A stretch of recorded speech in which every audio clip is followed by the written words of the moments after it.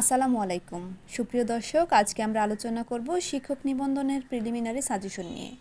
আমি যে বইটি থেকে আজকে আলোচনা করব সেই বইটি হচ্ছে শিক্ষক নিবন্ধন অ্যানালাইসিস বই। গত ভিডিওতে আলোচনা করেছিলাম সিলেবাস নিয়ে। আজকে আমরা আলোচনা করব কোন কোন টপিকগুলো আপনাদের জন্য গুরুত্বপূর্ণ, অর্থাৎ 19তম নিবন্ধনের জন্য কোন কোন টপিক থেকে প্রশ্ন করা হবে এবং বরাবরই এই টপিক থেকেই প্রশ্ন করে থাকে এনটিআরসি। কিছু টপিক রয়েছে যে টপিক থেকে প্রায় প্রতি বছরই এক বা একাধিক প্রশ্ন করা হয়ে থাকে, আর কিছু টপিক রয়েছে যেগুলো থেকে মাঝে মাঝে প্রশ্ন করা হয়।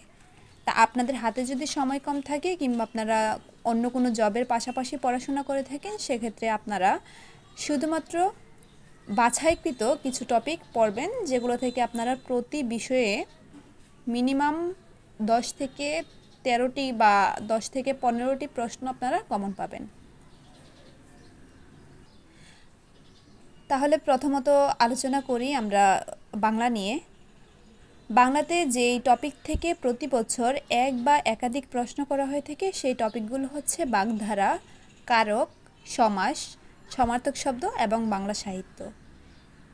এরপরে রয়েছে যে টপিক থেকে প্রতি বছর একটি হলেও প্রশ্ন করে, সেগুলো হচ্ছে বিভিন্ন ভাষার শব্দ, ব্যাকরণ ও সাহিত্য বিষয়ক প্রামাণ্য গ্রন্থ, বিরাম চিহ্ন, শব্দ শুদ্ধিকরণ এবং সন্ধি। এর পরবর্তীতে রয়েছে যে টপিকগুলো থেকে একটি করে প্রশ্ন আসে, 5 স্টার এবং 4 স্টার দুইটা থেকেই একটি করে প্রশ্ন আসে। সেগুলো হচ্ছে সাধু, চলিত ভাষা, ধ্বনি পরিবর্তন, ধ্বনি ও বর্ণ, প্রত্যয়, বিপরীত শব্দ, এক কথায় প্রকাশ। এর পরবর্তীতে রয়েছে 3 স্টার এবং 2 স্টার। এগুলো যদি হাতে সময় থাকে আপনারা পড়ে নেবেন, আর যদি না পড়েন সেক্ষেত্রে 4, 5 এবং 6 স্টার এগুলো কোনোভাবেই বাদ দিবেন না। এগুলো থেকে যদি আপনি কোনো টপিক বাদ দেন সেক্ষেত্রে দেখা যাবে যে আমরা যেগুলো পড়ি আসলে পরীক্ষার হলে গেলে সবগুলোই কিন্তু মনে থাকে না। কোনো প্রশ্ন থাকে যেগুলো পড়েছি কিন্তু মানে আমরা দ্বিধাদ্বন্দ্বে পড়ে যাই যে আসলে উত্তর কোনটা হবে। তো সেজন্য দেখা গেছে যে যেটা পড়বেন, যেহেতু আপনারা শর্ট করে পড়বেন সেহেতু খুব ভালো করে পড়বেন যেন কোনোভাবেই ভুল না হয়। আর হাতে সময় থাকলে অবশ্যই 2 স্টার এবং 3 স্টার পড়ে যাবেন। ইংরেজিতেও সেমভাবে বলা আছে 6 স্টার, 5 স্টার, 4 স্টার।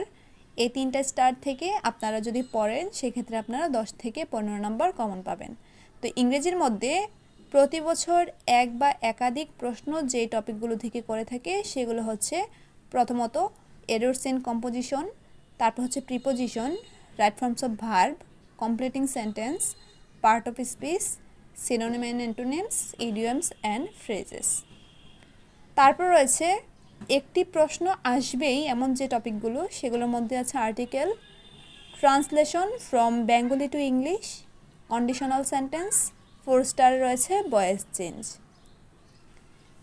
গণিতের ক্ষেত্রে রয়েছে পাটিগণিতের মধ্যে খুব অল্প কয়েকটা টপিক, তার মধ্যে রয়েছে গড়, ঐকিক নিয়ম, লাভ ক্ষতি। এই 3টা টপিক থেকে প্রতি বছর একটি প্রশ্ন থাকেই। এবং 4 স্টারে যে রয়েছে সূত্র, অর্থাৎ পাটিগণিতের যে সূত্র সেগুলো এবং সুদ কষা, এই 2টা টপিক থেকে আপনারা একটা করে প্রশ্ন কমন পাবেন। 3 স্টারে রয়েছে লসাগু, গসাগু এবং শতকরা। বীজগণিতের মধ্যে রয়েছে 6 স্টারে যে প্রশ্নগুলো, যেগুলো থেকে এক বা একাধিক প্রশ্ন করে থাকে। তার মধ্যে যে টপিকগুলো রয়েছে বর্গ ও ঘন সংবলিত সূত্রাবলী ও প্রয়োগ। 5 স্টারে রয়েছে অনুপাত ও সমানুপাত, সূচক, লগারিদম। 3 স্টারে রয়েছে উৎপাদক, গসাগু। তারপরে 2 স্টারে রয়েছে বাস্তব সংখ্যা সমাধানে বীজগাণিতিক সূত্র, ঘটন ও প্রয়োগ। তারপরে সর্বশেষ রয়েছে জ্যামিতি। এর মধ্যে 6 স্টার রয়েছে বৃত্ত, বৃত্ত থেকে আপনারা এক বা একাধিক প্রশ্ন কমন পাবেন। 5 স্টার রয়েছে কোণ, ত্রিভুজ, বর্গক্ষেত্র। 4 স্টার রয়েছে আয়তক্ষেত্র। 3 স্টারে ত্রিকোণমিতি। তারপর 2 স্টারে রয়েছে সামান্তরিক, রম্বস, ট্রাপিজিয়াম। আমার মনে হয় যে বাংলা এবং ইংরেজির সিলেবাসটা এবং সাধারণ জ্ঞানের সিলেবাসটা একটু তুলনামূলক বড় হলেও গণিতের সিলেবাসটা ছোট। এবং গণিতে হচ্ছে কি যে আমার মনে হয় গণিতে ভালো করার একটা সুযোগ রয়েছে। তো গণিতে যদি আপনারা একটু বেশি টাইম দেন, ভালোভাবে ফোকাস করেন, শুধু 10 থেকে 15 না, আপনারা গণিত থেকে ভালো একটা মার্ক আপনারা ক্যারি করতে পারবেন। তো আমার মতে আপনারা শর্টকাটে যদি ভালো করতে পারেন, আমি জানি না সবার কাছে যে একই বিষয় ভালো লাগবে বা সহজ লাগবে এমনটা না। আপনাদের কাছে অন্য বিষয়ে ভালো লাগতে পারে, সহজ লাগতে পারে। তো আমার মনে হলো গণিতে যদি আপনারা একটু ফোকাস করেন সেক্ষেত্রে আপনারা এখান থেকে ভালো একটা নাম্বার আপনারা উঠাতে পারবেন। সর্বশেষ আমরা আলোচনা করব সাধারণ জ্ঞান নিয়ে। এখানে বাংলাদেশ বিষয়াবলীর মধ্যে রয়েছে বাংলাদেশের সভ্যতা অর্থাৎ প্রাচীন জনপদ সংস্কৃতি। এখান থেকে আপনারা একের বেশি প্রশ্ন কমন পাবেন। এরপর রয়েছে 5 স্টার, যেটা থেকে একটি করে প্রশ্ন আসেই প্রতি বছর, যেমন বাংলাদেশের ভূপ্রকৃতি, বাংলাদেশের অর্থনীতি, সংবিধান, মুক্তিযুদ্ধ। 4 স্টার যেটা রয়েছে ব্রিটিশ শাসনামল এবং কৃষি। এখান থেকেও আপনারা একটি করে প্রশ্ন কমন পাবেন। 3 স্টারে রয়েছে 1969 সালের গণঅভ্যুত্থান, উপজাতি, আন্তর্জাতিক অঙ্গনে বাংলাদেশ, জুলাইয়ের বিপ্লব, অন্তর্বর্তীকালীন সরকার, ডক্টর মোহাম্মদ ইউনূস ও গ্রামীণ ব্যাংক, আদমশুমারি ও গৃহগণনা, অর্থনৈতিক সমীক্ষা 2024, বাজেট 2024-25 অর্থবছর।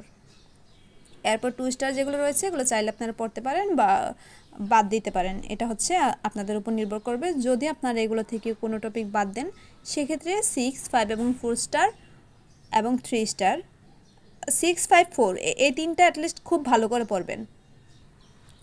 আন্তর্জাতিক বিষয়গুলির মধ্যে রয়েছে আন্তর্জাতিক রাজনীতি ও আনুষঙ্গিক বিষয়গুলি, আঞ্চলিক ও অর্থনৈতিক সংগঠন, খেলাধুলা, জলবায়ু পরিবর্তন ও প্রাকৃতিক দুর্যোগ, মুদ্রার নাম, আন্তর্জাতিক দিবস, যুক্তরাষ্ট্রের 60তম প্রেসিডেন্ট নির্বাচন। তারপর হচ্ছে 3 স্টার এবং 2 স্টার, এগুলো দেখে নেবেন।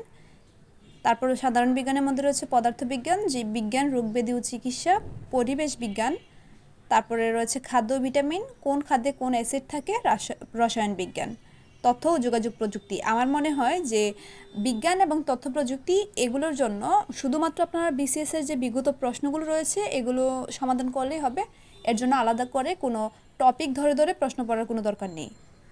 যদি আপনারা বিসিএসের বিগত সালের প্রশ্ন এবং নিবন্ধনের যে প্রশ্নগুলো এসেছে এগুলো যদি সলভ করেন তাহলেই হবে। এগুলোর জন্য আলাদা টপিক ধরে প্রশ্ন পড়ার কোনো দরকার নেই। এই ছিল আজকে আমাদের শিক্ষক নিবন্ধনের প্রিলিমিনারি সাজেশন। এমন আরও গুরুত্বপূর্ণ ভিডিও পেতে আমাদের চ্যানেলটিকে সাবস্ক্রাইব করে লাইক কমেন্ট করে পাশে থাকবেন। ধন্যবাদ সবাইকে।